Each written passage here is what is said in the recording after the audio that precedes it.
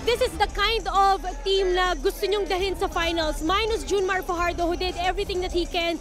In his absence, nagtulong-tulong kayo and whenever that happens, laging successful, laging maganda ang outcome.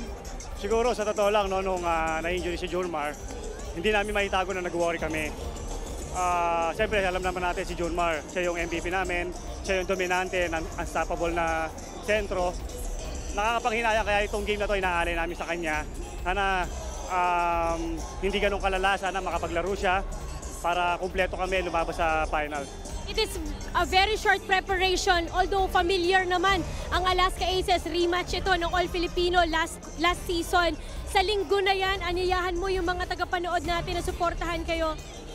Una-una, nagpapasalamat ako muli sa lahat ng fans sa San Miguel, kay Boss RSA, kay Boss Roberts, kay Boss Al, kay Boss Danny Espiritu sa agents ko, sa mga kuys, kila paring po, kila Jong, sa mga anak ko, kay Audrey, kay Yona, at kay Yogan, kay Jaden, kay Ella. Happy birthday, Ella! At saka kay Danica. Sa mama ko na nasa bahay ngayon, ma, magpagaling ka. Mahal na mahal kita.